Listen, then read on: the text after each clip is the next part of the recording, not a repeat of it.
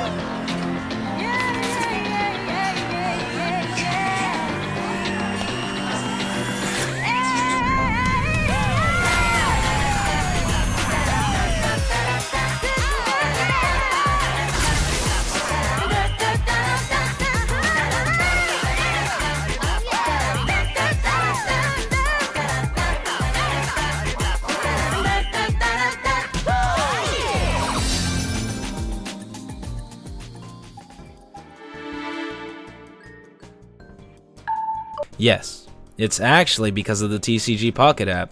This app was actually, and still is, incredibly popular. Especially at the beginning of its life, almost everybody was playing this game, if not for battle, but to collect super awesome and exclusive cards. The way they simplified the card game really worked to get more people into it. I mean, my friends were battling people online and actually getting into it, even participating in events that would go on. Even when I went to Japan last November, I would see a lot of people battling others, or watching streamers battle people while on their commute to school or work. Even I started collecting, and I actually still am. I'm personally pulling from Shiny Revelry. It's a really cool set in my opinion. I love the shiny Pokemon. I was trying to complete the Mew set for a while, but I got tired of pulling the same crap over and over. But as I and many others were starting their digital collections, people also wanted to start their physical collections. And now, there's a set that highlights Eevee and its evolutions. Oh, and there's a card that replaces the Umbreon. Yeah, that's all a recipe for disaster. And not only that, right after they bring back trainer cards? Not only that, a set all about Team Rocket? Now, I don't know if this was all coincidental, but I'm starting to not think so now. I mean, think of it, Pokemon knows all these absolutely amazing sets are coming out, and I'm pretty sure beforehand, sets might have not been selling the best. Since we're not really familiar with a lot of Pokemon from this new generation, we probably won't be buying a lot of the sets that came out beforehand. But the sets are actually amazing. I mean, look at some of these amazing arts. But Obviously, if you're not into the hobby, then you don't know what cards are in the set, hence why you'll skip out on it if it doesn't look familiar to you. But off that side tangent, with Pokemon knowing these sets are going to have familiar faces, it'd be the best time to launch the TCG Pocket app. Now, as all these familiar faces are coming back, a lot of people want to get back into the cards and collect the Pokemon they're so nostalgic for. Not only that, but people who wouldn't buy Pokemon are buying them now, as FOMO is also coming into play. The same thing happened with Labubus and Sunny Angels. Ultimately, it's a fad, and the insects are rearing their ugly head again.